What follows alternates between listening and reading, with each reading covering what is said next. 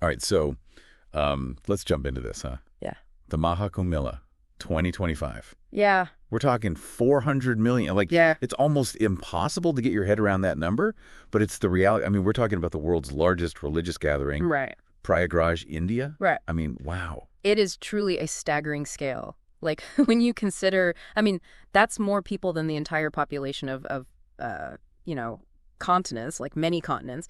It really highlights just the completely unique nature of this event. Right. Yeah. And, I think for us, what we want to do in this deep dive is really go beyond the what of the Mahakumbh and really get into the why, Right. What's the significance here? What are the experiences like? Yeah. And really, what are those challenges, like the monumental challenges that come with gathering a crowd of that size? Yeah, and it all takes place at this incredibly significant geographical point, right? This it's called the Sangam, I believe. That's right. So it's a confluence of the Ganga, Yamuna rivers, and also the mythical Saraswati River, right? Right. This meeting of these waterways is really central to the Mela's spiritual power. Absolutely. I mean, this location, this specific location, has been revered for centuries. Wow. And you have these devotees that undertake these arduous journeys to bathe in these waters during the Kumbh Mela.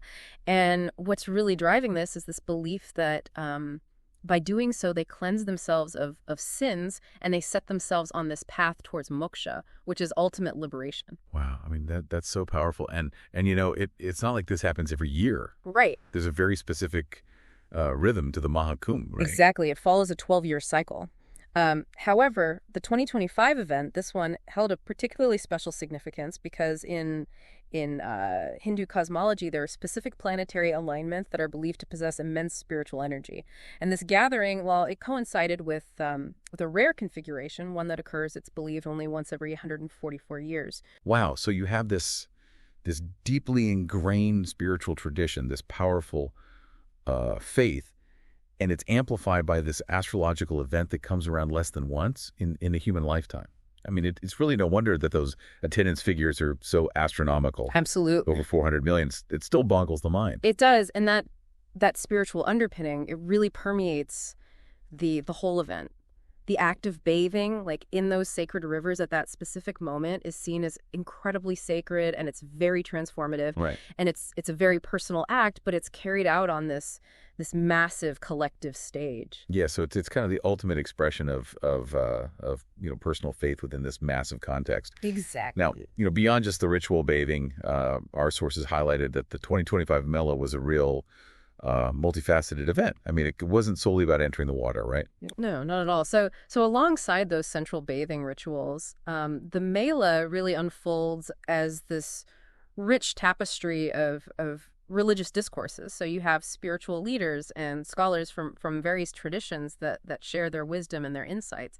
And there are these vibrant cultural performances, everything from music to dance, storytelling, really enriching the experience. And it serves as a very powerful way for people to connect with their heritage, with their roots. Yeah, so there's this real sense of both individual and collective identity, right? I mean, people are both expressing their personal faith, but they're also connecting with this much broader tradition and cultural heritage. Exactly. And it's not just, stuck in the past either. Yeah. One thing that really stood out in our research was the Digital Kumbh initiative. I mean, you're talking about this massive ancient religious tradition embracing cutting-edge technology. I mean, how did that play out? Yeah, that's amazing. I mean, how do you bring those two worlds together? Well, it's a remarkable example of how technology is really being integrated into even the most traditional settings. Yeah. And so under this Digital Kumbh banner, the authorities implemented several key technological solutions. Okay. For example, facial recognition systems were deployed. And primarily this was for security purposes, providing a way to identify missing persons, in particular children. Oh, wow. And to monitor for potential security threats. I mean, think about it. Within these dense crowds, traditional policing methods just become incredibly challenging. Yeah. Yeah. It's like, trying to find a needle in a million haystacks, right? Precisely. Yeah. And then there was AI-based crowd management. Okay. So this involved analyzing real-time data, and that came from various sources, CCTV footage, mobile phone data, all to try to understand crowd density and movement patterns. Wow. And the idea was, to be able to identify potential congestion points early on so that authorities could proactively implement measures to redirect the flow of pilgrims, prevent bottlenecks. Think of it as a kind of digital nervous system for this temporary megacity. Yeah, so it's like providing a kind of bird's eye view, right? A digital understanding of this sprawling, ever-shifting human landscape. Exactly. That's and for the pilgrims themselves, there was even a dedicated Kuv app developed. Wow. This provided just a wealth of information right at their fingertips, including schedules for, important events, maps of the Mela grounds, locations of facilities like, food distribution centers, medical aid posts, safety guidelines, even real-time updates on crowd conditions in different sectors. Wow. And the goal was to enhance their experience, provide a greater sense of security and just convenience overall. Yeah. So it really is a fascinating juxtaposition, isn't it? This ancient pilgrimage, and it's harnessing the power of modern technology. It makes you wonder what people centuries ago would think of that. Right. I mean, would they embrace it? Would they see it as, somehow detracting from the spiritual experience, or would they see the value in it? Hard to know. Yeah. Now, our sources also noted a significant degree of international interest in the 2025 Mela. Were there many people from outside of India attending? Yeah, so the Mahakumbh 2025 drew participants from over 77 countries. Wow. And this included official delegations, who came to observe and learn, as well as individual tourists who were just drawn by, the spiritual and cultural allure of the event. Yeah. And many of these international visitors actually actively participated in specially organized spiritual workshops and meditation camps, seeking a more immersive experience in the traditions. So it really highlights, I guess, the global appeal of these spiritual practices, right?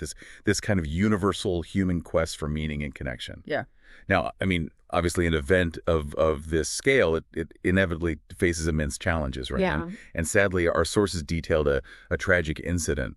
Can you tell us what happened? Yeah, I mean, when you bring together such a massive concentration of people, the logistical complexities are just enormous, and despite, everyone's best efforts, risks can arise.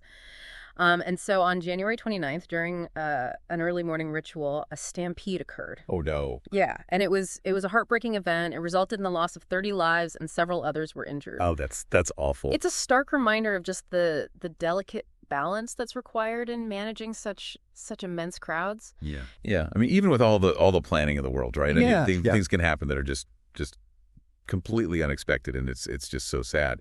Yeah. Now, did our sources indicate that that the authorities responded to this tragedy? What kind of immediate actions were taken, and were there any kind of longer-term adjustments made after this? So in the immediate aftermath, there was a significant reinforcement of security personnel on the ground. Crowd flow management techniques were reassessed and intensified. So they implemented, for example, more barricades and clearer pathways. Right. Additionally, they increased the number of emergency response stations. Right. To make sure that there would be quicker access to medical assistance, just in case of any future incidents. And I think, it really underscores the continuous learning and adaptation that's necessary when you're managing events of this magnitude. Yeah, I mean, you always have to be reacting and adjusting, right? Especially when you're dealing with this many people with this much potential for something to go wrong. Yeah. Now, beyond the logistics and the challenges, what about the individual experience of the devotees? What did our sources say about the spiritual significance for those participating in the Mela? One thing that's really compelling is just this deeply held belief in spiritual renewal and purification that many devotees attribute to taking the holy dip. It's viewed as this incredible opportunity to cleanse, past misdeeds and really embark on this renewed spiritual path. Wow. And beyond the actual act of bathing itself, it's really the entire atmosphere of the Kumbh Mela that contributes to this sense of spiritual immersion. I mean, you have the presence of these revered saints, this continuous chanting and devotional music, the sharing of sacred stories and traditions. It all creates this incredibly powerful environment that connects individuals to their faith and their cultural heritage on a very deep level. Yeah, so it's not just about, a single ritual. It's about this whole immersive experience, right? And it sounds like a truly transformative experience, just a powerful convergence of faith and culture on a massive scale. Exactly. Now, turning to another significant aspect that was highlighted in our sources, the economic impact, right? I mean, the Mahakumbh is not just a spiritual event, it's also a major economic event. Right. Can you talk a little bit about that? Sure. I mean, when you have an event that attracts hundreds of millions of people, the economic ramifications are substantial. Yeah. Just the sheer influx of pilgrims, it provides this massive boost to local economies. You have small businesses selling religious items, souvenirs, food vendors, transportation services, the wider tourism and hospitality sectors. They all experience this huge surge in activity. Yeah. And reports suggested that the Mahakumbh 2025, it contributed several $1 billion to the Indian economy. Wow. So it really demonstrates its significant role, not just as this spiritual gathering, but also as this major economic catalyst. So you have, this ancient tradition, this deeply spiritual event, and it's also this driver of modern economic activity. I mean, it's really a remarkable convergence of the old and the new. Absolutely. So looking at the 2025 Mahakumbh Mela in its entirety, what would you say is the most significant takeaway? What's the key element that really stands out for you? For me, it's the way that this ancient tradition has embraced and integrated modern technology, even amidst these inevitable challenges. The Digital Kumbh initiative, for instance. Right. It really underscores humanity's capacity to adapt and leverage innovation within the framework of these deeply established religious practices. Yeah. And it really makes you think about how technology can be used to enhance the safety, the efficiency, the accessibility of these massive human gatherings, right, while still respecting the fundamental spiritual essence. Yeah, I mean, it's not about technology replacing tradition. It's about technology supporting and enhancing tradition. I agree, yeah. And we're seeing that more and more, right? I mean, not just in religious context, but in all sorts of large scale events and gatherings. Yeah. So it's really a fascinating trend to watch. All right. So the sheer scale, the profound spiritual importance, this unique fusion of tradition and technology, and of course the very real logistical hurdles. I mean, it all paints a picture of an event that's truly unparalleled, doesn't it? It does. It's a fascinating microcosm of human endeavor, where faith, culture, organization, technology all intersect on this almost unimaginable scale. Yeah, it's really hard to wrap your head around. This is. So for you, our listener, having journeyed with us through the grandeur and the complexities of the Mahakumbh Mela 2025, a truly monumental event by any measure. We have to ask you, considering everything we've discussed, the immense scale, the deep spiritual atmosphere, the integration of modern technology alongside these age-old rituals, and acknowledging the inherent challenges of managing such a vast gathering. Would you ever consider attending a future Mahakumbh? It's a profound question to consider, isn't it? It really brings to the forefront the intersection of, personal faith, cultural curiosity, and really just this willingness to engage with events of this magnitude. It encourages us to think about, how traditions evolve and adapt in the modern world, and right, and the enduring power of these massive human congregations to shape our spiritual and cultural understanding. Yeah, and it offers us this really compelling perspective, not just on religious pilgrimages, but on any large-scale event, really, Mm-hmm. where tradition, technology, and the human experience, they all come together. You're right.